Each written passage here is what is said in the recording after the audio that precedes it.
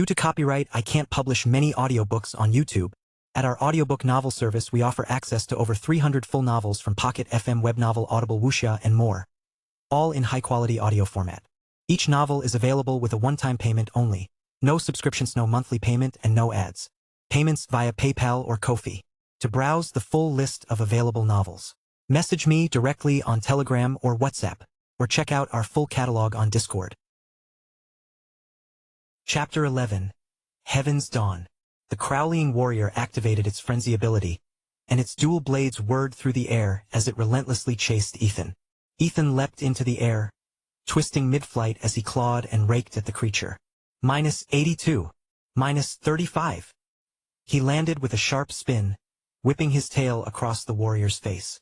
-123. Critical hit. The Crowleying warrior howled in agony before collapsing in a heap. Ethan bent down to pick up a bronze coin before slipping into stealth and stalking his next target. In his past life, Ethan had heard that the quest item required for the owl form had a 1 in 500 drop rate.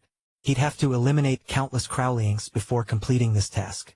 Luck might see him through the next kill, or it could take all night, especially with today's game session about to end. At least the Crowleyings provided decent experience points. This one had just given him 120 XP, likely thanks to the system's scaling mechanics. With no competition for mobs here, farming experience was unexpectedly peaceful. After taking down several Crowleyings, the quest items still refused to drop. Ethan continued deeper into the Crowleying nest, determined to see it through. Just as he closed in on his next target, chaos erupted deeper in the nest.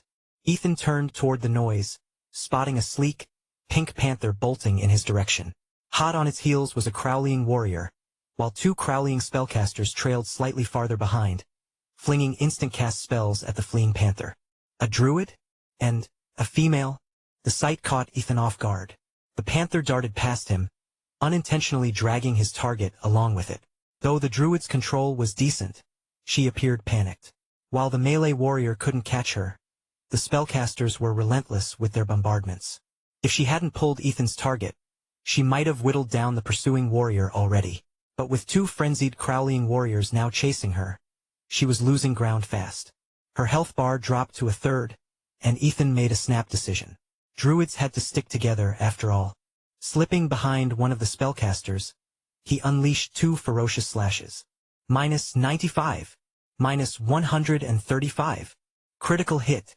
The Crowleying spellcaster barely clung to life, proving how much softer it was compared to the warriors. Ethan finished it off with a well-placed swipe. The creature fell to the ground without dropping so much as a feather. Meanwhile, the pink panther hesitated for a moment upon noticing Ethan. That slight pause nearly cost her as the warriors closed in, slicing her health bar dangerously low. She quickly turned and resumed running. But this time, she wasn't heading for the nest's exit. Instead, she began circling around Ethan. Ethan nodded approvingly. This time, he hadn't saved the wrong person.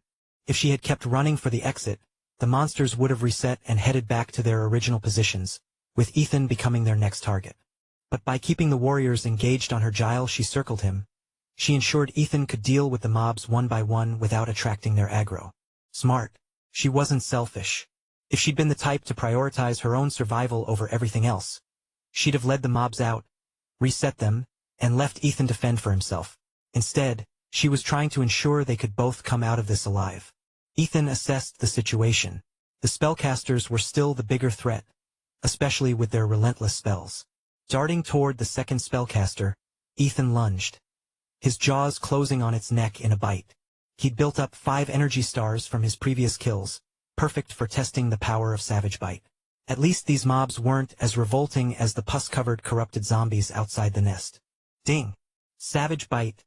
Average completion. +2 proficiency. -89. Ethan cursed under his breath. The damage wasn't much better than his shred skill, but considering it was his first attempt with Savage Bite, and only an average completion, it wasn't too bad. Skill completions were ranked: poor, average, good, perfect, and extreme. Extreme completions could deal up to double the skill's maximum damage. In the later stages of the game, professional players chased after extreme completions. Hitting an extreme 20% of the time was enough to earn a spot among the legends. Unlike beginner skills, learned and unlocked abilities came with levels, maxing out at level 20. Each level significantly boosted a skill's base damage, but the experience required to level them up was astronomical. In his previous life, Ethan's level 120 rogue had only managed to bring his highest skill to level 6. Dispatching the Crowleying spellcaster with 2 quick shreds, Ethan bent down to collect a bronze coin. He turned just in time to meet the charging Pink Panther. As they passed each other, Ethan's energy had just regenerated to 40 points. A perfectly timed shred struck the critically injured Crowleying warrior, finishing it off instantly. Under the stunned gaze of the Panther, Ethan followed up with a claw attack. -69. Critical hit. The other Crowleying warrior roared in anger and redirected its aggression toward Ethan. "Why are you staring? Help out!" Ethan barked at the Panther. He was out of energy and had taken a quarter of his health in damage while fighting off the mobs. While he wasn't afraid of the frenzied warrior, he wasn't going to do all the heavy lifting while she just watched. "Oh!" came a soft, almost timid response. The Panther circled him hesitantly. Ethan kept the monster busy, letting her get in a few hits. Her attacks, however, were laughably weak compared to his. Shred. -36. Claw. -17. That was her maximum damage? Ethan couldn't take it anymore. He rushed forward, unleashing another savage bite. Completion. Average. With a sigh, Ethan followed up with 2 shreds, finally bringing the Crowleying warrior down. With a faint clatter, the monster dropped a skill book, a bronze coin, and a reinforcement stone. Ethan blinked in surprise. This was a jackpot by the standards of low-level mobs. Under her gaze, he bent down to scoop up the loot. The skill book, Rake, immediately caught his attention. It was exactly what he needed. A strong opener. Outside of stealth, Rake inflicted a bleeding effect. When used in stealth, it added a 5-second stun on top of the bleeding. It easily outclassed the rogue's cheap shot, which provided only a stun without any damage. The Panther remained silent, simply watching him. Ethan felt a twinge of guilt. He activated the item-sharing feature and gestured toward her. "How do you want to split it?" "Your call," he offered. She hesitated for a moment before transforming into her human form. "I don't need anything," she said softly. "Thanks for saving me. My name's Haven's Dawn." Ethan froze at the name, memories from his past life flooding back. She was the only druid to ever achieve the title of a legendary player. Not because of raw skill, but because she was the only one stubborn enough to keep playing the class until it became viable. Her fame had come during a nationwide war, where she had unleashed a skill called Forbidden Rebirth. Druids were largely overlooked in the late game, with their only redeeming feature being the tree form's ability, Rebirth, the game's only skill capable of reviving players mid-combat. Haven's Dawn, through some extraordinary encounter, had unlocked the forbidden version of this skill. During that war, when Dragonspire was on the brink of total collapse, she resurrected every fallen ally within a 3-kilometer radius.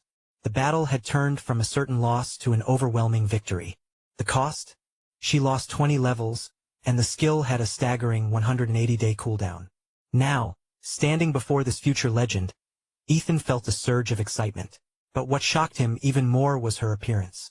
Apart from her deep brown skin, she was just a young girl, 12 or 13 at most. His mind raced. If he could build a good relationship with her now, would she become an invaluable ally in the future? And suddenly, a new thought took root. What if he could recruit all the future legends before they became overpowered? Chapter 12. Insane Luck. "I'm not a druid," Ethan said absent-mindedly, his mind still wandering in thoughts. "Huh."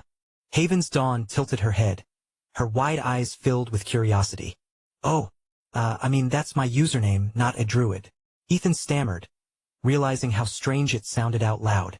He scratched the back of his head awkwardly, regretting his choice.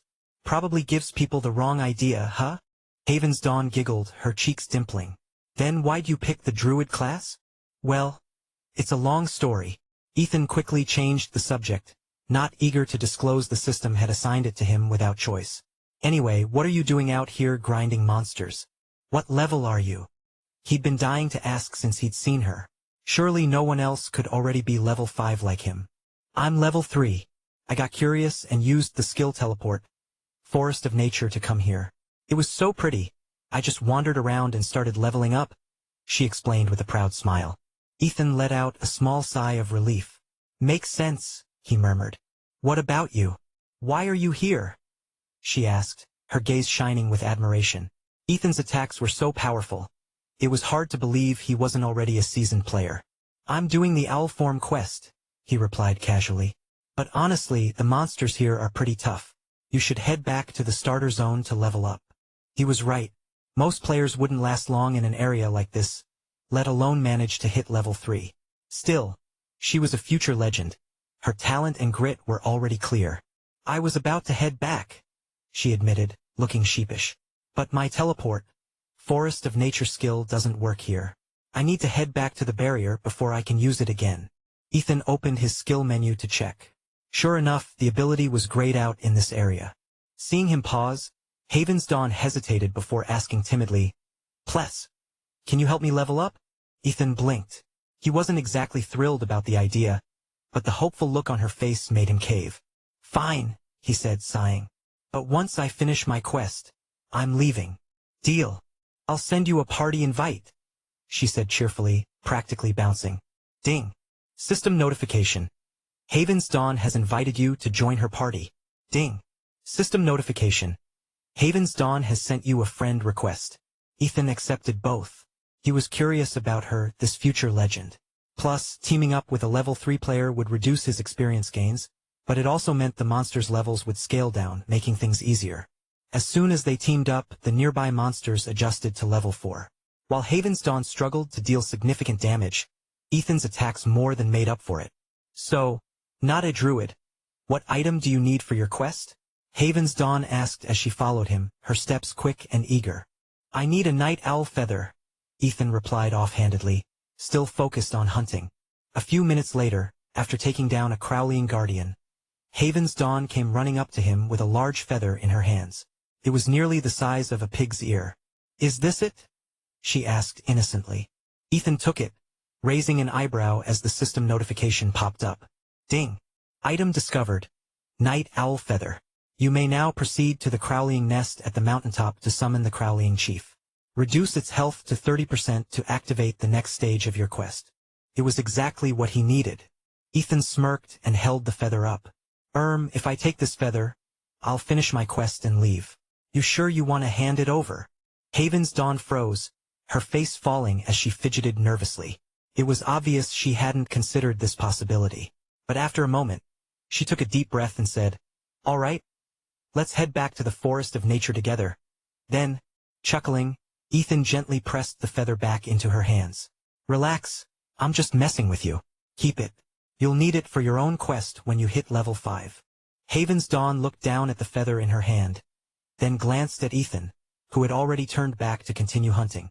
Her lips curved into a smile, dimples forming on her cheeks.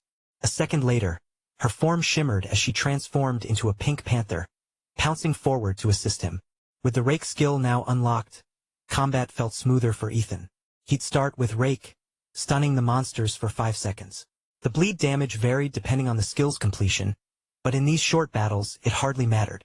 To his surprise, Haven's Dawn also had rake in her arsenal. Ethan couldn't help feeling a pang of envy. Some people were just born with an insane amount of luck. As the clock approached 7:50 a.m., Ethan realized they had been grinding for over an hour, and yet the quest item he needed still hadn't dropped. He even debated asking Haven's Dawn for her feather so he could just complete the quest and move on.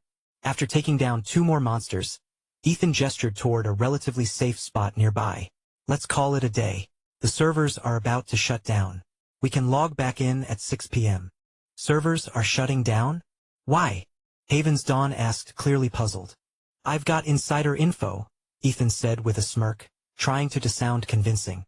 The game runs from 6 p.m. to 8 a.m. daily, probably to make sure people don't neglect their jobs or schoolwork. Oh, that makes sense. I guess I'll log off then. I've got homework to finish anyway. See you at 6 p.m., big bro. With a cheerful wave, she vanished, logging off without hesitation. Ethan blinked, slightly taken aback. You trust me that easily? He muttered to himself before disconnecting as well. Unknown to Ethan, Haven's Dawn logged back in at 7:59 a.m., just before the servers closed. Ding. System notification. The server will shut down shortly. Reopening at 6 p.m. Countdown. 42 seconds. Smiling, she whispered to herself, "Not a druid isn't some creepy liar. Seems he's a good person." With that, she logged out again. Outside the game, Ethan removed his VR headset and stretched, cracking his neck. He grabbed his outdated, beat-up phone and checked his notifications. His eyes sparkled as he read the latest bank message. Ha ha ha. Oh boy. Ethan chuckled, counting the zeros on his balance like a child discovering a treasure. Knock, knock, knock. The knocking pulled him from his glee. Ethan froze. He didn't need to guess, it was Lila. After all, only 2 people knew where he lived. One was Ivy, his ex, and she definitely wouldn't be visiting. The other was Lila, his next-door neighbor. The thought of Lila made him pause. In his past life, Lila had stuck by him as Moonbeam, her in-game username. She had been his constant companion, loyal but also full of secrets. But then there were those moments.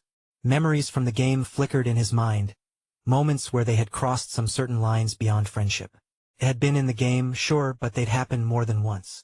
Taking a deep breath, he opened the door.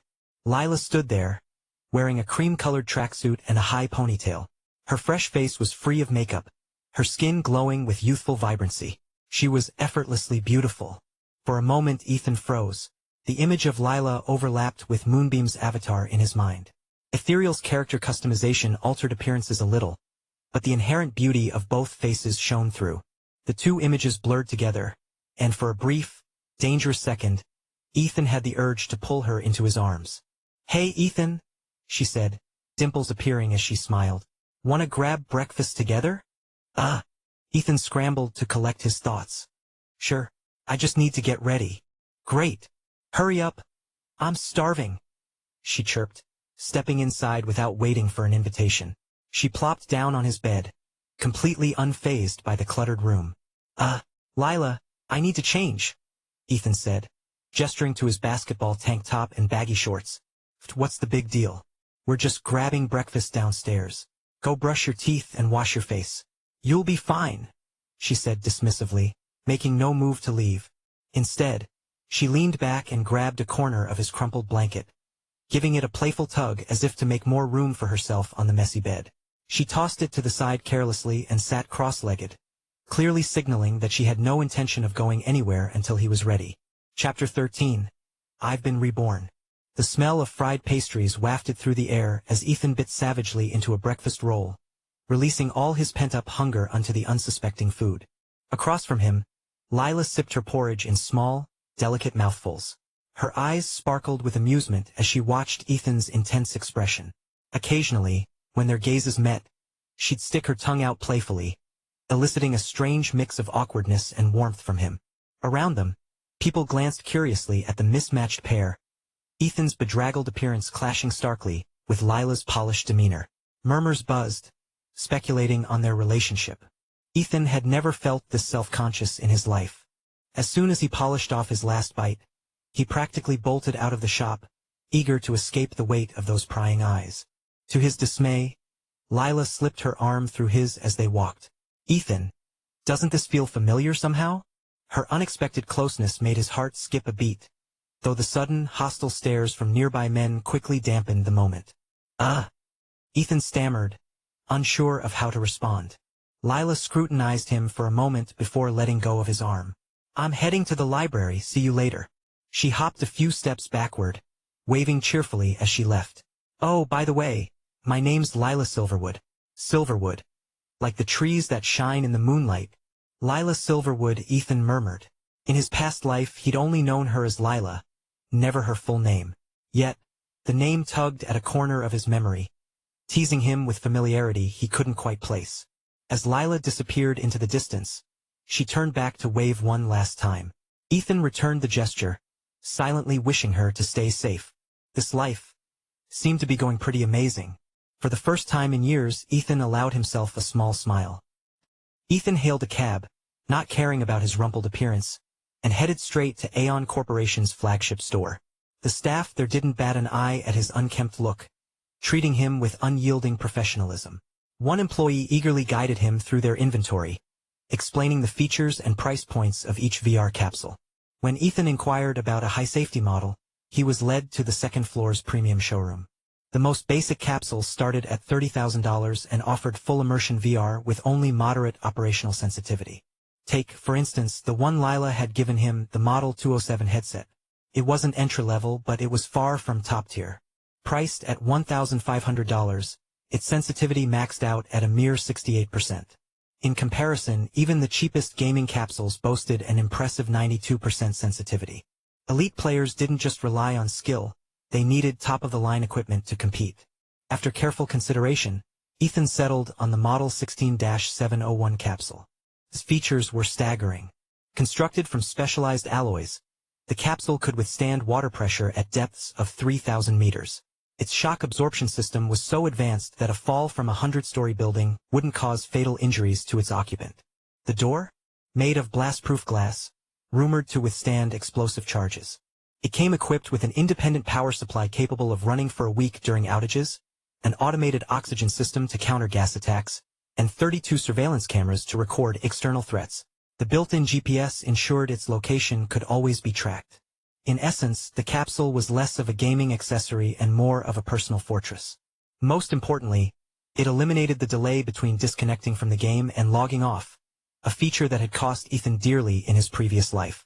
Back then, he had been attacked in reality while still online, leaving his character vulnerable during the mandatory 20-second logout period. The result? His death in-game and the loss of a priceless artifact. The price of this fortress-like capsule was equally staggering, $168,000. Ethan's bank balance, standing at $180,000, would be all but wiped out. Though slightly dissatisfied with the operational sensitivity, still capped at 92%, he consoled himself with the knowledge that it could be upgraded later. Aeon Corporation even offered a generous trade-in policy, allowing older models to be exchanged for 80% of their original value toward a new purchase. Ethan's lips curled into a determined grin as he proceeds with the purchase. This time, nothing would stand in his way. Aeon Corporation's customer service was stellar, far better than that of any global tech giant he'd dealt with before. Still, the sting of spending $168,000 lingered. The sales associate politely asked for a delivery address, and Ethan froze. The Model 16-701 capsule measured over 11 feet in length, 6.5 feet in width, and nearly 6 feet in height. His current studio apartment barely fit his bed, let alone a massive VR capsule. I'll confirm the address later, Ethan said awkwardly. Of course, sir, the associate replied with a practiced smile. Just notify us whenever you're ready. We offer 24/7 delivery and installation services. Once you confirm, we'll have it at your doorstep within 2 hours. Leaving Aeon's flagship store, Ethan sighed. There was no way around it, he needed to find a bigger place. Buying property was out of the question with only $12,000 left in his account, so he'd have to rent. But did he really want to move away from his neighbor, Lila? In his past life, their relationship had grown complicated. Despite never officially dating, they'd shared more than just simple moments. Moving felt like giving up on rekindling that connection. After some hesitation, Ethan pulled out his phone and dialed Lila's number. Hello, Lila, it's me. Ethan? How did you get my number? Ethan realized too late that they hadn't exchanged numbers yet in this timeline. That's not important. Are you busy right now? I need to discuss something with you. I just got to campus, Lila replied. I was going to study with a classmate, but I can let her know something came up. No need to cancel. Just meet me at the West Gate in half an hour. All right, see you there. 10 minutes later, Ethan arrived at the West Gate by cab, only to find Lila already waiting for him. She had clearly come straight after their call, a fact that made Ethan feel slightly guilty. He'd told her 30 minutes, but she was here early. Ethan, she teased the moment he stepped out of the car. You've had a crush on me for ages, haven't you? Wah? Ethan stumbled, caught completely off guard. Either that or you're a stalker. How else would you know my name and my phone number? Ethan opened his mouth to respond but faltered. He hadn't thought this through at all, and now Lila was jumping to conclusions. Before he could explain, her expression shifted to a pout. I can't believe this, she said, voice trembling. You just broke up with Ivy 2 days ago, and now you're already after me? Ethan panicked. This misunderstanding had snowballed out of control. But, wait, he said, narrowing his eyes. How do you know I broke up with Ivy 2 days ago? And how do you know her name? Lila froze, a flash of guilt crossing her face. She turned her head sharply, refusing to meet his gaze.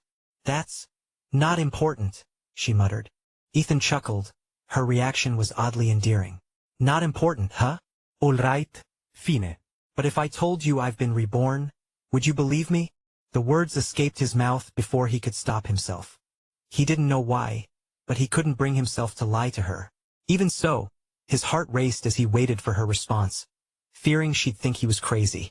Lila turned to face him, her eyes searching his. To be precise, I regressed back in time," Ethan clarified nervously. "Do you believe me?" Lila stared at him for a long moment, her gaze unwavering. Finally, she tilted her head. "Huh." Then, after a pause, she shook her head. But to his surprise, she eventually nodded. Chapter 14. I trust you. Ethan studied Lila as she nodded vigorously. Despite her repeated nods, he found it hard to believe. "Really?" he asked, narrowing his eyes. "Really? I believe you," Lila responded, full of conviction. Ethan couldn't help but give her a skeptical look, his expression bordering on disbelief. How can anyone take that seriously? After a moment, Ethan gave up on the thought. "All right," he sighed. "I'll treat you to lunch later." But Lila had a different idea. "Let's grab some snacks and go hiking instead. We can discuss while we're up there." Ethan chuckled, a bit exasperated. He knew her too well, he could sense what she was up to. She claimed to believe him, but this was clearly a test. The hike was mostly silent, with Lila unusually quiet. She only spoke when Ethan started a conversation, otherwise staring blankly out the car window. When they reached Hawthorne Ridge, Lila took the lead, heading up the trail. She wandered further and further off the beaten path, eventually leaving the designated tourist area altogether. "Lila," Ethan called out. "You sure we're heading the right way?" "Almost there," she insisted stubbornly, pressing on. Ethan shook his head but followed. Eventually, they reached the entrance of a hidden cave, concealed behind a thick wall of shrubs. Lila stopped abruptly, her face glistening with sweat, her breath heavy. Watching her, Ethan felt a wave of emotions, an unexplainable mix of fondness and concern. "Ethan," Lila said softly, pointing to the cave, "does this place seem familiar to you?" Ethan stared at the overgrown entrance, his brow furrowed in confusion. "No." Should it? But something about the way she had called his name tugged at him. Noticing his expression, Lila sat down on a boulder near the cave entrance. "Ethan, let me tell you a story." Ethan sat opposite her, intrigued. "All right, I'm listening." 14 years ago, a little boy and a little girl met in this very cave. He was 6 and she was 5. They had both been kidnapped and brought here by traffickers. Lila trailed off, studying Ethan's face closely. Her words hit Ethan like a freight train. His heart pounded as fragmented memories rushed to the surface. He shot to his feet, staring wildly at the cave. Then, turning back to Lila, he found her standing, tears streaming down her face. "You remember, don't you?" she whispered, her voice trembling as she ran to him, burying her face in his chest. You're Ellie," Ethan stammered, his voice breaking. "You're Ellie." Lila nodded vigorously, sobbing into his shirt. The memories were now crystal clear. 14 years ago, he'd been yanked from a van, his head covered, and the first person he'd seen was a girl about his age. She had been crying endlessly, her wailing relentless. Frustrated, he'd snapped at her. "If you keep crying, I won't take you with me when I escape." To his surprise, she had stopped instantly. "You can really get us out of here?" she had asked. "Do you trust me?" he'd replied. "I trust you." For a week, they'd been trapped together, their hope dwindling with each passing day. Then, on a stormy night, he'd managed to cut through the ropes binding his hands with a sharp stone. He'd freed her legs just as the guard discovered them. They'd fled into the woods, but 2 children could never outrun an adult. When the guard closed in, Ethan had made a desperate suggestion. "We have to jump." Without hesitation, the girl had said, "I trust you. Let's jump." Ethan had tied her arms around his neck and, just as the guard reached out to grab them, hurled them both off the cliff. The incline had broken their fall, but miraculously, they had survived. The guard, however, wasn't as lucky. Slipping as he tried to follow, he had plunged straight to the bottom. When Ethan had slid down the cliff, using his body as a shield, They'd landed right on top of the guard, cushioning their fall slightly. When the two of them woke up, they were already in the hospital. The doctors said the trafficker had died from the fall, and his accomplices had all been arrested. 3 months later, they were discharged. Ethan had stayed at Ellie's house for a week after being released, but then he'd insisted on returning to the orphanage. Ellie's family, being wealthy, had wanted to adopt him, but Ethan had refused, clinging to the faint hope that his parents, the ones who had abandoned him, might still come back for him. On the morning of his departure, Ellie's mother asked if there was one thing she could do for him. His request: a proper breakfast, a feast of freshly fried pastries. And so, dressed in his worn-out clothes, he sat opposite Ellie, as they ate together in a restaurant. When it was time to say goodbye, Ellie had waved at him from the sidewalk while Ethan sat in her family's car. He could barely make out her voice over the hum of the engine. "Ethan, you have to remember me. My name is Ellie, like the letters ELLIE. When I grow up, I'll—" The car had pulled away, cutting her words off. Now, standing at the edge of the same cliff, Lila clung to Ethan's arm, her voice tinged with nostalgia. "This was the spot, wasn't it?" she asked. Ethan peered down, his head spinning slightly. "Looks like it," he muttered. "No way I jump now, though." Lila laughed softly. "Do you know? I come here every year. Oh, by the way, let me see your scars." Ethan raised a brow, turning his head to look at her. She smiled back, eyes sparkling with mischief. After hesitating, Ethan sighed and turned around. Lila gently pulled up his basketball jersey, revealing his back. Her breath caught. His skin was crisscrossed with scars, running from his shoulder blades down to his lower back. Lila's cold fingertips traced one of the deeper scars along his spine. Tears welled up in her eyes again. "Does it still hurt?" she whispered, her fingers sliding lower. Ethan tensed, clearing his throat. "No, doesn't hurt at all. In fact, it's like a protective layer now. Once, someone hit me with a metal pipe during a fight, and I barely felt a thing." As her fingers grazed his lower back, Ethan spun around quickly, pulling his shirt down. "All right, enough of that," he said, grinning. Lila laughed, swatting him lightly on the arm. "Look at you, acting so tough." Her gaze wandered back to the cliff. "So, I guess you'll be fine if you jump again?" she asked, pointing down. Ethan took one look and shook his head. "Not a chance. But you jumped back then, even with me on your back. How did you manage that?" Ethan shrugged, thinking for a moment. "I don't know. It doesn't matter, does it? We survived."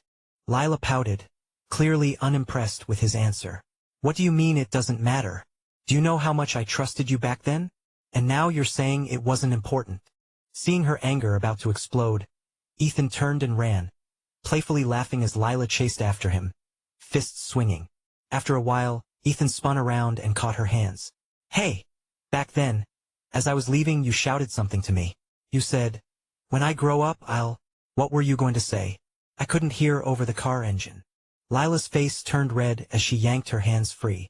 "I'm not telling you," she shouted, bolting ahead. Ethan stood there, watching her retreating figure. For the first time in what felt like forever, the shadows clouding his heart lifted. A small smile played on his lips. Softly, he murmured, "Doesn't matter what you said, Lila. You're not getting away from me this time. Not in this life." His thoughts wandered back to her in the game, always by his side, never abandoning him. Determined, Ethan clenched his fists. This time, he wouldn't let her down. Chapter 15. Lila's surprise. The two of them returned to the tourist area and found a patch of grass. Lila spread out a weatherproof mat while Ethan sat beside her, his gaze distant. Under Lila's persistent questions, Ethan finally began recounting his experiences from his previous life, the betrayals, the regrets, and even his connection to Lila in the game. However, he carefully avoided the part about their complicated in-game relationship. As Ethan spoke, he noticed tears welling in Lila's eyes. Her usual bright demeanor dimmed as she listened intently. Worried that he'd gone too far, he shifted to sharing only the funny and light-hearted moments from his past life. When he finished, he asked cautiously, "Do you still believe me?" Lila smiled through her tears, her response as firm as always. "Of course I believe you." As their conversation wound down, Ethan mentioned his plan to move into a bigger apartment soon. Lila grew uncharacteristically quiet, then stood abruptly, pulling Ethan up with her. Let's go, she said, starting to pack up their things in a hurry. Confused, Ethan allowed himself to be dragged along. Lila led him out of the park and into the city streets. Her behavior was secretive, almost mischievous, as if she were planning a surprise. Eventually, they arrived at Eastwood Manor, an upscale gated community. The area was lined with pristine townhouses and luxurious two-story villas, with only 3 high-rise towers breaking the symmetry. Ethan raised an eyebrow. Don't tell me. You own a place here? Lila grinned slyly. You're smarter than you look. Stopping in front of a villa, Lila scanned her eye on the biometric lock. The door clicked open with a satisfying sound, and she pushed Ethan inside. Well, is it big enough for you? She asked, her tone playfully smug as she spread her arms wide. Ethan gawked. The interior was spacious, modern, and downright extravagant. You own a house like this, yet you live in a cramped studio apartment? Lila rolled her eyes. Mind your own business. Heh, say no more, I get it, Ethan said, smirking knowingly. Humph. Lila's face flushed, and she turned on her heel, stomping up the stairs. Ethan followed her to the second floor, where she flung open a door. A wave of pink hit him like a truck. The entire room was bathed in shades of blush, from the walls to the furniture. Even the VR gaming capsule in the corner glowed in a custom rose gold finish. Ethan's jaw dropped. No way, that's an SUPR-006. Are you kidding me? The SUPR series was the pinnacle of VR technology, boasting a responsiveness rate of 99.8%. The base model alone cost nearly $5.1 million, but the R variant was a custom version, meaning the price tag was likely astronomical. Ethan glanced around the villa, estimating its size and luxury. With about 7,500 square feet of living space at $1,500 per square foot, plus this gaming capsule, the total cost easily surpassed $7.5 million. His mind reeled at the thought. Lila fidgeted under his stare, her cheeks a shade of red. My dad prepared all of this for me. I wasn't planning to move in, but since you're looking for a new place, why don't we both stay here instead? Ethan hesitated. A part of him, a small, prideful part, felt uncomfortable. Was he really about to live off someone else's generosity? Sensing his internal conflict, Lila tugged him toward another room across the hall. She opened the door with a flourish. The room was just as elegant, though it lacked a gaming capsule. This one's for you, she said brightly. Dad had it prepared in case you ever came around. He wasn't sure when, or if you'd show up, so he didn't install a gaming capsule yet. For me, Ethan blinked, momentarily stunned. He didn't even register the rest of her explanation. Yes, for you, Lila said, pushing him gently into the room. Go on, take a look. Following Lila's instructions, Ethan stepped into the room. The sight before him froze him in place. The walls were covered with photographs, pictures of him in a hospital bed, moments from his recovery, childhood snapshots of him and Lila playing together, and even one of him eating at a corner diner. Tears pricked the corners of Ethan's eyes before sliding down his cheeks. Ethan! A voice broke the silence. Ethan spun around to see a holographic projection flicker to life. A familiar figure appeared, though the years had left visible lines etched into his face. He looked older and wearier than the man Ethan remembered. I always knew Lila would bring you to this room someday, the man said, his voice warm but slightly choked with emotion. She's sacrificed a lot for you. Take care of her. And when you have time, come visit us in the capital. Your aunt and I would love to see you. The message was brief, but it struck Ethan straight to his core, pulling at the most fragile part of his heart. Crying already? How embarrassing! Lila teased, clutching his arm and making a silly face. Before he could respond, she let go and walked toward the door, calling over her shoulder. It's up to you whether we move in. Ethan wiped his eyes and smiled faintly. All right, fine. Let's move in together. But isn't this place a bit far from school? Before Lila could respond, she turned and tossed a set of keys at him. Ethan caught them, confused. From now on, you're my personal driver. And no other girls are allowed in the car. Ethan stared at the car keys in his hand, shaking his head with a wry smile. Clearly, Lila had prepared everything in advance. What could he possibly say to that? By the afternoon, Ethan had arranged for his VR gaming capsule to be delivered and installed in his new room. As the workers finished setting it up, Lila looked it over and snickered. Wow, look at you, a big spender. $168,000 for a gaming capsule? And it's a reinforced, explosion-proof model too? Are you that worried someone's out to get you? Ethan rolled his eyes and shot back. $168,000 wouldn't even cover the scrap materials for your custom model. That wasn't even my money, she countered, pinching his waist playfully with her fingers. Ethan chuckled. He was beginning to notice how different Lila's personality was in this timeline.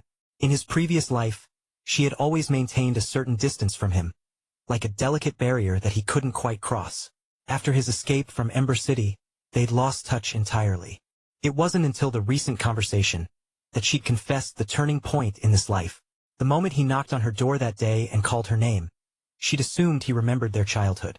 It had stirred something within her, sparking her curiosity and breaking down her walls. That was the reason why she had given him the VR headset. And then, when he had called her and said those words, "Do you believe me?" that had been the final push. It shattered whatever defenses she had left, and she decided to reveal her true identity to him. By the time they finished moving in and unpacking, it was already 5 p.m. After dinner, only a few minutes remained until ethereal servers went live. Ethan spent the afternoon briefing Lila on hidden quests and bug exploits he remembered from the starter zone. "Just focus on getting to level 15 as fast as you can," he advised.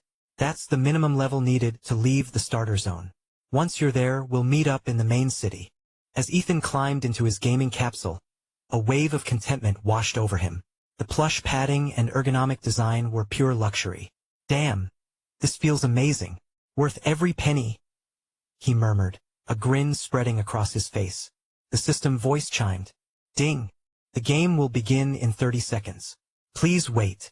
The familiar sound and the whirlwind of events earlier that day filled Ethan with renewed anticipation. This life was already shaping up to be something incredible. When the countdown hit 0, Ethan entered the game, his vision adjusting to the vibrant virtual world around him. As he flexed his fingers and moved, he marveled at the smooth responsiveness. At 92% sensitivity, the controls were leagues beyond the 68% responsiveness of his old headset. "Big bro, you're right on time." A soft voice broke his concentration. Ethan turned to see Haven's Dawn had logged in as well. Chapter 16, The Wraithbinder. After over 3 hours of grinding monsters, Ethan finally reached 98% experience for level 5 when the quest item dropped. Nearby, Heaven's Dawn had also climbed to level 4 and was close to level 5. However, judging by her experience bar, she'd have to grind here until the next morning to level up. Ethan had grown fond of the cheerful girl, and he didn't mind sharing some combat tips with her, but his time was precious. After saying a quick goodbye, he set off alone, heading toward the top of the Crowleying nest to complete his next quest. Stealthily weaving through the increasingly dense clusters of Crowleyings, Ethan noticed a new challenge. Crowleying scouts equipped with the enhanced perception of true sight. If avoiding them wasn't an option, he'd engage and dispatch them swiftly before continuing. An hour later, he arrived at the altar atop the nest. The mountaintop was eerily silent, devoid of monsters. Ethan moved quickly, lighting the 4 braziers surrounding the altar. He realized the night owl feather from his inventory wasn't just a collectible. It worked as a makeshift fan to stoke the flames. "Caw, caw. Who dares disturb my slumber?" A shadowy figure materialized in the altar's center, semi-transparent and ominous. It wielded a staff adorned with a skeletal head. The voice growled, "Intruder, you have no place here. I shall tear you to shreds." Ethan cast basic appraisal to assess the new enemy. Shadow of the Crowleying Chief. Level 10. Attack 0. Defense 0. Health 1,500. Skill, Summon Crowleyings, 120-second chant or instant cast when health drops below 30%. Summons 50 to 200 Crowleyings randomly. Description: the Crowleying Chief sleeps in the Void Realm, preaching its doctrine through soul projections. Though its projection has no attack power, it can summon devoted followers to fight on its behalf. Ding. Follow-up quest triggered. Reduce the Crowleying Chief HP to 30% and escape to the Druid camp in the Forest of Nature under the pursuit of the Crowleying army. Ethan pondered the possibilities. What if killing the Crowleying Chief's projection triggered a rare hidden quest? No one in his previous life had mentioned it, likely because it seemed impossible. Back then, players could barely survive the onslaught of summoned Crowleyings, which triggered as soon as the boss dropped below 30% HP. The best they could do was flee. Even high-level druids who returned for the quest found themselves handicapped. Entering the nest automatically scaled them down to level 6, with all equipment stats reduced to common iron gear. For them, the challenge was even harder than for low-level players. Ethan calculated carefully. At 30% health or 500 HP, he'd store enough energy for 2 shreds followed by a 5-star Savage Bite. This combo could kill the boss in 2 seconds. The key was positioning. If the summoned Crowleyings couldn't fully surround him, he might have a chance. Ethan methodically attacked using Rake, gauging the boss's health. At 50%, he ensured his energy bar was maxed out with 5 energy stars. -56, -48, -105. Without any defense, even normal critical strikes dealt over 100 damage. Finally, the Crowleying Chief's health hit 513 HP. Ethan followed with one last Rake. Critical hit. -101. The Crowleying Chief shrieked, now at just 412 HP. Its shadowy body flared with crimson particles as it raised its skeletal staff. Arise, my faithful. Fight for me, and eternal life shall be yours. A dark mist erupted from the altar, signaling the summoning ritual. Whoosh! The once purple sky dimmed further, casting an ominous shadow over the land. The ground began to glow with countless violet circles, each one pulsing as shadowy figures emerged from within. Ethan's quick scan confirmed it. There were over 100 of them. Damn it, no choice. He launched into action. Savage Bite. Completion. Good. -145. Shred. Shred. Savage Bite. Completion. Good. -98. -102. -65. His final Savage Bite, rushed and only 2-star quality, still landed a solid blow. -65. 2 seconds had passed. The summoned Crowleying soldiers were already closing in. The Crowleying Chief health dropped to just 2 points. Ethan gritted his teeth and struck with a basic Rake. Critical hit. -2. Overkill. 43. The Crowleying Chief let out a guttural cry, its voice echoing across the nest. Cursed Druid. I'll remember your scent. Wait for my revenge. Ding. System notification. A system message appeared, but Ethan didn't have time to read it. Grabbing a glowing item from the ground, he turned and bolted. Instead of running back the way he came, where the soldiers had already formed an impenetrable wall, Ethan sprinted toward the cliff behind him. This route wasn't safe either, as Crowleying soldiers were scattered across it, but he'd mapped out a path earlier with a small gap in their formation. Even so, these soldiers moved faster than typical monsters. If he started at the same time as them, their superior speed would catch him in seconds. Dodging a pair of scythe-like blades swung by one soldier, Ethan made it to the edge and leaped without hesitation. Another cliff jump for survival. How coincidental. With the ground still a dizzying 300 meters below, Ethan pulled out the glider he had purchased earlier for 50 silver coins. The makeshift wings caught the wind, and he adjusted his course, gliding toward the forest of nature. Below him, the barrier of the Crowleying nest loomed. Once he crossed it, he'd enter the Druid camp sanctuary. Seconds later, he passed through the shimmering boundary, then another. At last, he touched down safely beside Lunar Lake, his heart pounding. He had done it. He had slain the shadow of the Crowleying Chief, a feat that eluded countless druids in his previous life. Panting, Ethan opened his inventory to inspect the item he had grabbed. Wraithbinder's Staff. Tier, Dark Gold. Level requirement. None. Attribute requirement. 800 Intelligence. Magic attack. 800 to 1200. Bonus. Plus 800 Intelligence. Attached skills. Necromantic Revival. Resurrect slain creatures with 70% of their original combat power. Duration 3 hours. Limit. 10 undead. Revived creatures do not count against summon limits. Cannot revive players but can destroy their corpses, forcing them to respawn at a graveyard. Life Drain. Absorbs 15% of damage dealt as health. Cataclysm. Summons a meteor shower, stunning all targets within a 50 by 50 meter radius for 3 seconds. The impact area burns for 30 seconds, dealing 5% max health damage per second. Damage is reduced by 40% for elite monsters, 55% for rare creatures, and 70% for bosses. Cooldown. 6 hours. Cast time. 3 minutes. Faction restriction. Survivor faction. Class restriction. Warlock. Ethan blinked in disbelief. A dark gold tier staff. Its stats rivaled legendary items. Of course, there was a catch. The intelligence requirement. Even a pure intelligence build warlock wouldn't be able to wield it before level 130 unless they had learned several passive stat boosting skills. He couldn't believe his luck. Slaying a level 10 quest monster had dropped such a high-grade weapon. But as he finally checked the system notification, any trace of joy vanished from his face. His expression froze, and he muttered under his breath. Damn it! I brought this on myself. Chapter 17. Night Owl's Abilities.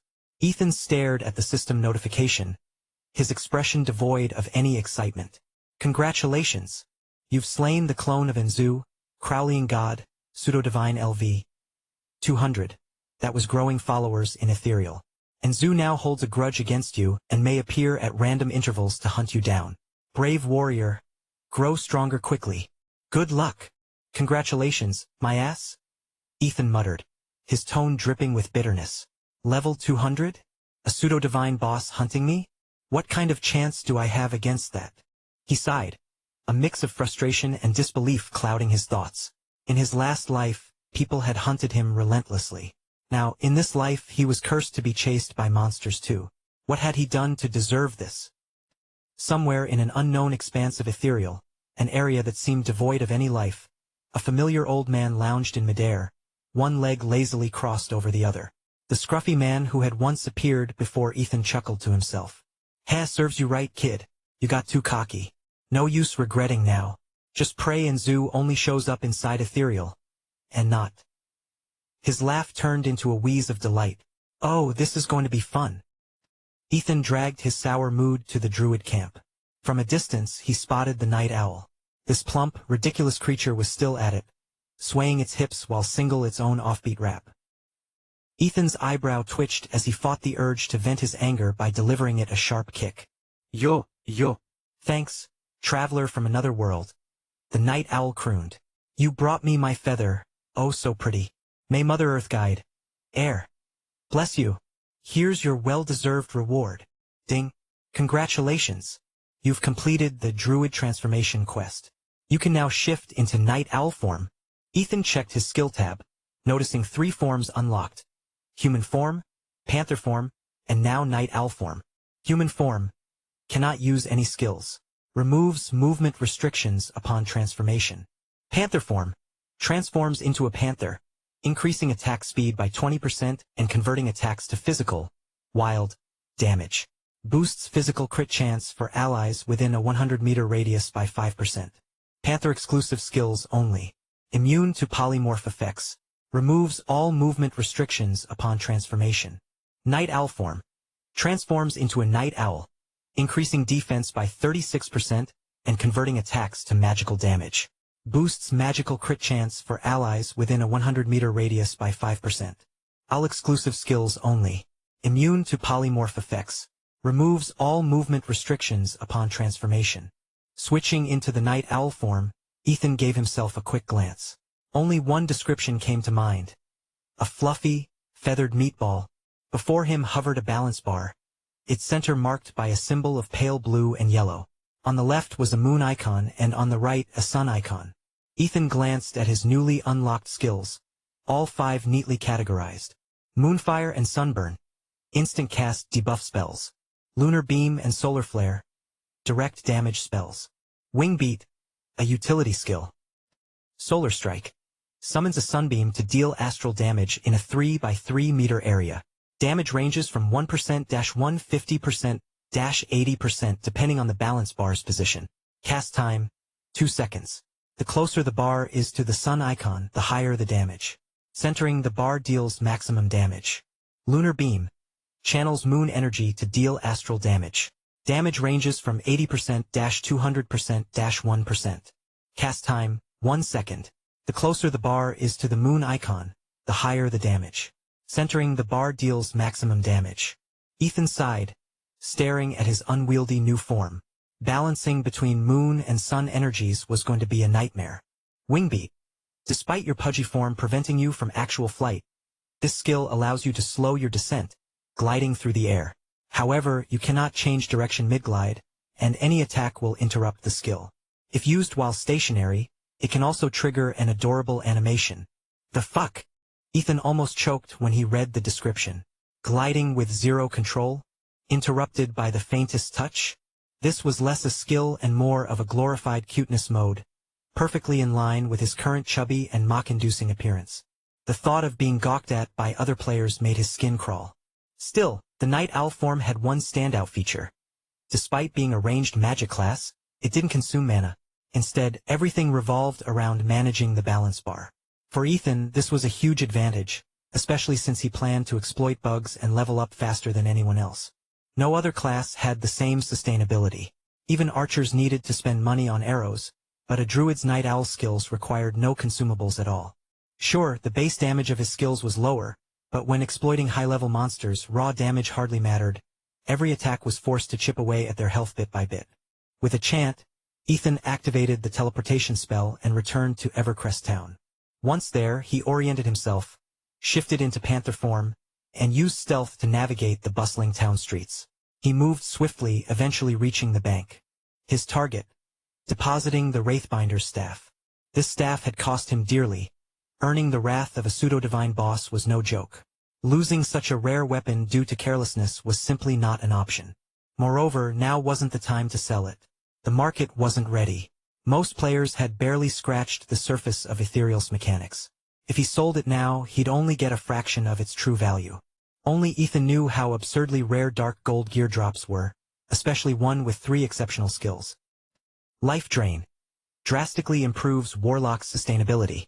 Many Warlock skills require health sacrifices to cast, including powerful multi-target abilities like Hellfire, which burns their own health to unleash devastating area damage. Necromantic Revival, a summoning skill of immense power. Cataclysm, a skill so overpowered it bordered on ridiculous. Without fire resistance, being hit at the center of the skill caused a 3-second stun and inflicted 15% burn damage over time. By the time you recovered and managed to run 50 meters away, chances were you'd already died. This weapon was a game-changer. Selling it wasn't just unthinkable, it could also fall into the hands of rival players, turning it into a liability. Ethan wasn't about to hand his enemies that kind of advantage. After securing the Wraithbinder staff in the bank, Ethan organized his inventory. That's when he noticed something. A treasure chest he'd completely forgotten about. After a moment's thought, he recalled where it had come from, the level 5 boss he'd killed earlier. With all the first kill rewards flooding his system at the time, he must have overlooked it. Pulling it out, Ethan's eyes lit up.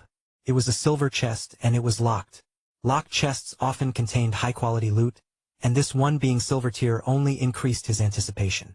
In Ethereal, treasure chests were as rare as they were valuable. Like gear, they came in tiers: bronze, silver, gold, and dark gold. Dark gold chests had a chance of containing divine abilities or legendary equipment. Ethan wasted no time. He sprinted to a nearby NPC vendor to purchase a key. Back in his previous life, he'd opened a few chests like this while playing as a rogue. Lockpicking had been second nature back then. Now, he just needed a key and a bit of luck. Chapter 18. A more tankier build. Ethan winced as he glanced at the NPC shop's price list for keys. He'd painstakingly memorized the locations of high-tier treasure chests during his past life as a rogue. But now, it seemed those dreams would have to wait. Bronze key, 1 silver coin. Silver key, 1 gold coin. Gold key, 100 gold coins. Dark gold key, 10,000 gold coins. Absolute robbery, he muttered. Who in their right mind would buy these keys this early in the game? Nobody, that's who. By the time the in-game economy stabilized and rogues leveled up their lockpicking skills, these overpriced keys would become useless. He sighed, though he had to admit, treasure hunting was one of the few perks for rogues, whose solo leveling pace was painfully slow. Finding and unlocking treasure chests in the wild was a lucrative perk, with experience points awarded for successful unlocks. He vividly remembered opening a dark gold chest at level 109 in his previous life. The reward? An entire level's worth of experience points, plus some extra. But that was a naturally spawning chest. These lootable chests didn't grant XP, just items. Ethan sighed and shelled out 1 gold coin for a silver key, $1,800 in real-world currency. Better not be junk, he muttered, eyeing the progress bar on the chest. 1%, 20%, 50%. Come on. Don't screw me over, he whispered, literally clasping his hands together. Come on, old man. Give me something good. Ding. Lock picking successful. Excited, Ethan threw the chest open and reached inside, his heart pounding. After rummaging for what felt like an eternity, his hand finally grasped an item, a bracelet. Ethan's eyes lit up. Jewelry. Even the worst piece of jewelry was worth at least a gold coin. Blazing bracelet. Quality. Gold tier, upgradable. Level requirement. Level 5. Base defense, 18 to 32. Effect. Increases physical and magical defense by 10%. Set bonus, 1/3 equipping the blazing bracelet, blazing ring, and blazing necklace activates the skill, blazing defense. Skill description, blazing defense grants immunity to death once, reduces damage by 20% for 8 seconds, and fully restores health. Cooldown, 3 days. Ethan grinned as he examined the item. A set piece. Though the bracelet's base stats were underwhelming for now, its scaling potential was immense. As his other gear improved, its defensive boost would grow exponentially. And if he managed to complete the set, a life-saving skill like blazing defense could be invaluable. This thing's practically endgame gear, he murmured, slipping the bracelet onto his wrist. He pulled out his prized possession, the wishbound relic, along with a small pile of reinforcement stones. 19 he'd bought earlier and 14 more he'd looted during the Crowleying Nest raid with Heaven's Dawn. It had been their first boss clear, so the drop rate was exceptionally high. Ethan had claimed only the reinforcement stones from the loot, leaving the rest, including a rare skill book for tree form, to Heaven's Dawn. He wasn't interested in splitting hairs over loot disputes. His focus was on fortifying his gear. First, he strengthened his weapon up to +10, activating a rare attribute, Omni +2. Omni. For every point gained, +1% to all damage and healing, -0.5% damage taken. Satisfied, Ethan used the remaining 30 stones to reinforce the scorching bracelet to +30. Normally, players focused on attack early game to speed up leveling, but Ethan had chosen a tankier path. Given the level suppression mechanics that happened frequently, any extra attack power would barely make a dent anyway. The results spoke for themselves. After reaching +30, the bracelet's defense jumped to a staggering 54 to 96, boosting Ethan's overall defense to 152. More than enough to tank hits, even in higher level zones. By now, Ethan was practically untouchable in the starter zone.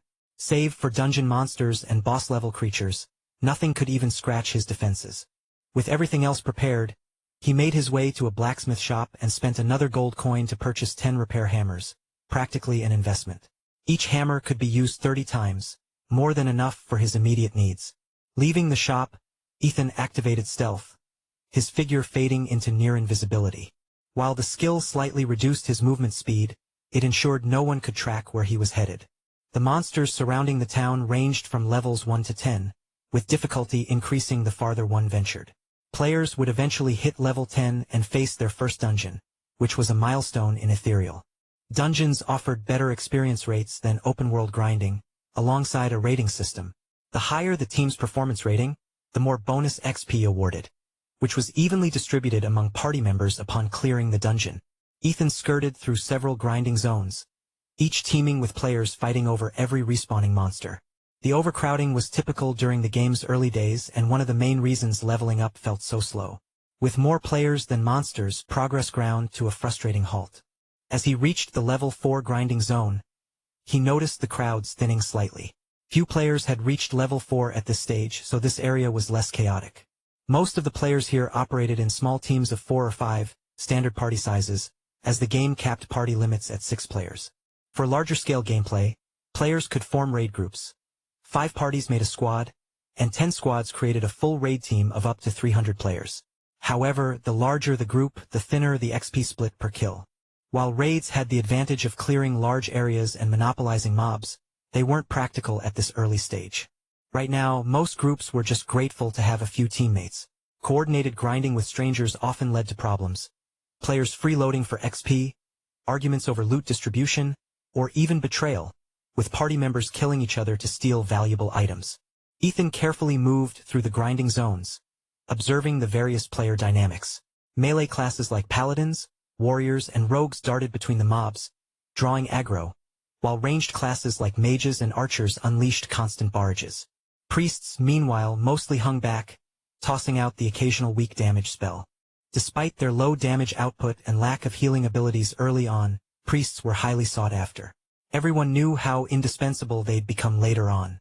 Having a priest in your corner now could mean the difference between life and death later, when their healing and buffs became critical to surviving dungeons.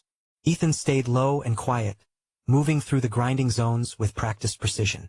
He could have taken the safer main roads, where no monsters spawned, but that route would have added unnecessary distance.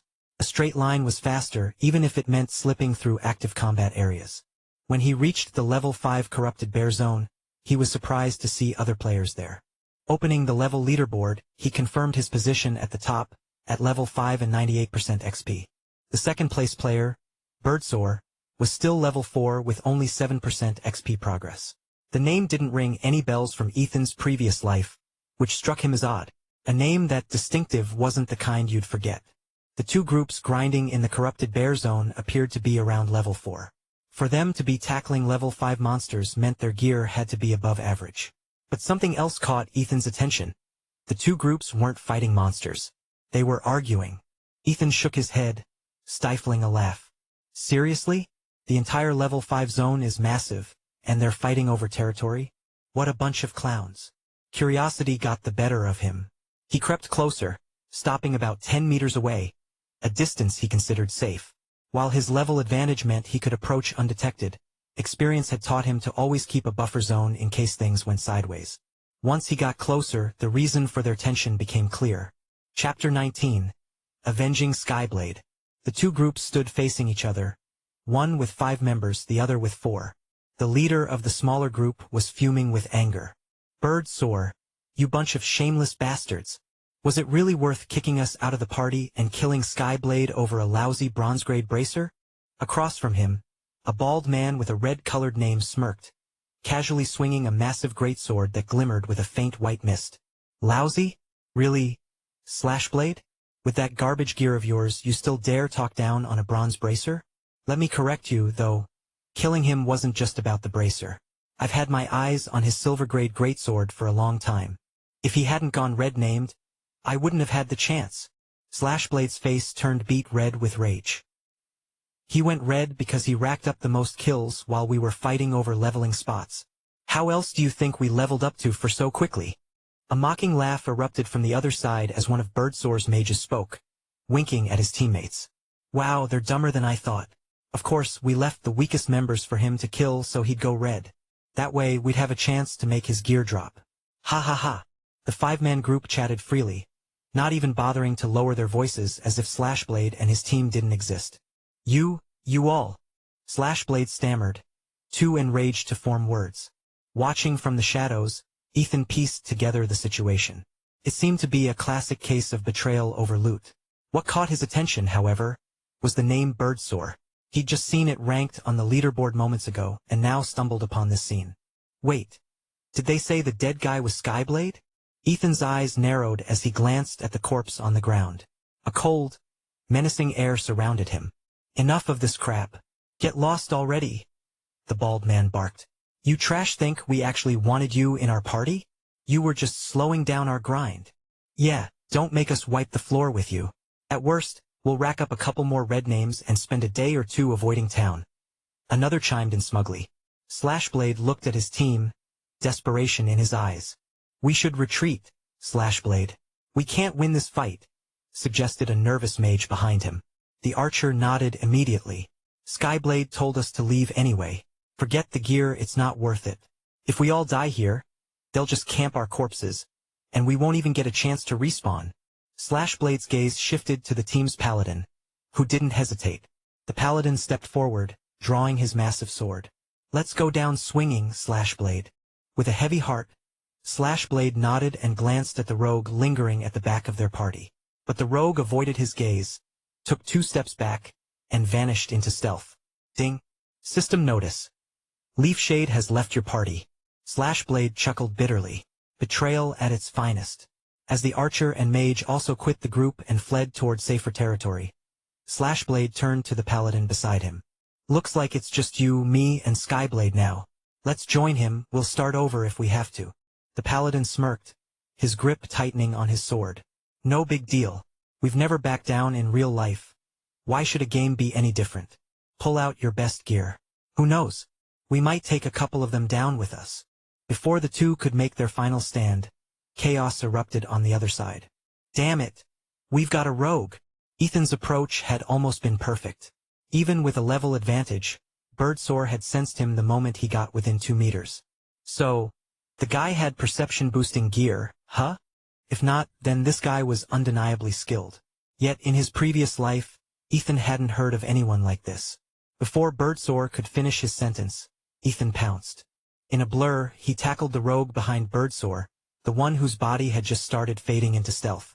The surprise attack broke the rogue's concealment instantly. Rake!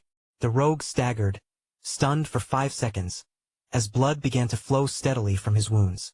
Leaving the immobilized rogue behind, Ethan spun on his heels, lunging at the mage standing nearby. Shred. -243. Instant kill. Grabbing the helmet that fell from the mage's corpse, Ethan bolted straight toward the shield tank. In less than 2 seconds, Birdsore's group had one man dead and another incapacitated. The rogue, meanwhile, was as good as dead. With no priests in their party, and even if they had one, none at this level would have access to healing spells, there was no saving him. The rake effect drained 1/6 of his health every second. Even if he survived the stun and chugged the strongest healing potion available, all he'd achieve was delaying the inevitable. Rake's bleed lasted for 18 seconds. To their credit, the rest of Birdsore's team reacted quickly. The warlock ducked behind the shield tank, summoning 2 imps with a wave of his hand. Then he began channeling Destruction Bolt, while the imps launched their firebolts. Birdsore charged forward, intent on intercepting Ethan. Ethan glanced at him with disdain. If he wanted to, Ethan could kill Birdsore with a single shred. But where was the satisfaction in that? No, Birdsore wouldn't get off that easily. Killing him just once wouldn't suffice as revenge for Skyblade. Hunting him down until he was reduced to level 0 would take too much time. But torture? That sounded about right. Ethan's lips curled into a sinister smile. First, he'd deal with the other players. Once Birdsore's lackeys were gone, Ethan would finish him off without giving his teammates a chance to pick up his dropped gear. Birdsore's greatsword gleamed with a silvery glow. It must have been the one that had dropped from Skyblade. With a powerful leap, Birdsore raised the massive weapon high above his head, aiming a crushing downward strike at Ethan. The blade whistled through the air, closing in on Ethan's panther form. Just as the sword was about to connect, Ethan's body compressed. His 1.5-meter frame seemed to fold in on itself as his back arched. His paws pulled in tight, and his chest pressed against his belly. Ethan didn't know Birdsore's exact attack power, but he doubted it could penetrate his defense. Still, there was no need to reveal too much too soon. In Ethereal, ranged attacks had auto-tracking mechanics that required either well-timed rolls or obstacles to avoid. Melee strikes, however, could be evaded with precise movement, something martial artists, fighters, or anyone with combat experience had a natural edge in. For Ethan, who had spent years being hunted in his past life, this kind of attack was child's play. Birdsore's move was akin to a toddler swinging a wooden sword at him. The panther's flexibility made such evasive maneuvers almost effortless. Birdsore's blade struck nothing but air. He froze for a moment, stunned by the bizarre motion. What kind of move was that? How did he dodge that? By the time Birdsore turned around, Ethan was already within 3 meters of the shield tank. Birdsore gritted his teeth and chased after him, unwilling to let Ethan escape. He wasn't too worried, though. The shield tank was the best-equipped member of their team. Unlike the rogue and mage, the tank wouldn't fall to a sneak attack. If Ethan engaged the tank head-on, one well-placed shield bash would knock him back. And the warlock's destruction bolt was almost ready to fire. Once that happened, Ethan would be dead for sure. As Ethan closed the gap to the tank, the 2 imps fired their firebolts. Twin projectiles streaked toward him, their fiery trails converging in a deadly crossfire. Just before impact, Ethan's hind legs kicked off the ground, launching him forward in a burst of speed. Panther's agility. The flames exploded behind him with a deafening roar, sending shockwaves through the air. "Damn it! Slashblade, let's help him!" shouted the paladin from behind. Chapter 20. the price of arrogance. Slashblade froze mid-step, staring at the whirlwind of motion ahead. Ethan, in his panther form, barreled toward the shield tank like a storm. The shield tank smirked, confident in his plan. Ethan would undoubtedly eat a shield bash, get knocked back, and become an easy target for Birdsore and the others charging in from behind. It was a sharp strategy, or so they thought. They didn't understand the mechanics of shield bash. The knockback effect didn't just trigger automatically. It depended on the relative strength of the attacker and defender. If the target's strength surpassed the shield tank's, the knockback wouldn't even activate. Ethan, of course, knew this. His force stat allocation balanced growth points across all attributes, and with his bloodline effect, it still gave him power equivalent to a player specializing solely in strength. Meanwhile, shield tanks prioritized endurance and vitality over raw power. Strength was an afterthought at best. Bang! As Ethan approached, his rolling form extended, snapping back into panther shape. His momentum carried him headfirst into the bottom edge of the shield tank's shield. Ow, damn! That hurt? Ethan muttered, gritting his teeth through the pain. The impact wasn't just brute force, it was precision. His aim forced the shield upward, wrenching the shield tank's arm high and exposing his vulnerable chest. The shield tank reacted quickly, swinging his one-handed sword in a desperate counterattack. But Ethan's panther form granted him a 20% attack speed bonus. He was faster, much faster. Shred. -193. The hit didn't finish the tank off, he was a blood-soaked juggernaut of durability. But his health bar now hovered precariously low. Without hesitation, Ethan followed up with Rake, slashing the tank across the chest before deftly dodging the retaliatory swing. Leaving the groaning tank behind, Ethan lunged for the warlock standing just beyond him. The warlock's face drained of color as he watched Ethan tear through his team in just 7 seconds. His spellcasting faltered, and his destruction bolt fizzled mid-chant. Panic consumed him as he stumbled back, desperately trying to escape. Ethan wasn't about to give him the chance. Pouncing mid-air, he pinned the warlock to the ground, sinking his fangs into the back of his neck. Savage bite. -262. Critical hit. The warlock dissolved into a lifeless corpse, his summoned imps vanishing into thin air. Damn. Broke and useless. Ethan grumbled, glaring at the warlock's empty loot drop. The warlock's death triggered chaos. Moments later, the bloodied shield tank and the rogue, despite downing a slow regen potion and an instant heal potion, collapsed in quick succession. Birdsore, the final opponent, froze. Realizing he was outnumbered, he turned to flee. But just as he pivoted, a judgment skill slammed into him, staggering his retreat. Slashblade and the nearby paladin cut off his escape. Ethan grabbed the discarded shield left behind by the tank and leapt into action. Slipping behind Birdsore, he unleashed another rake, carving a deep gash into his back. Blood poured from the wound as Birdsore yelped in pain, hastily chugging a slow regen potion. "You can kill me now," Birdsore spat, glaring at Ethan and the rest. "But mark my words, when we're out of the starter zone, you'll regret this. None of you will survive.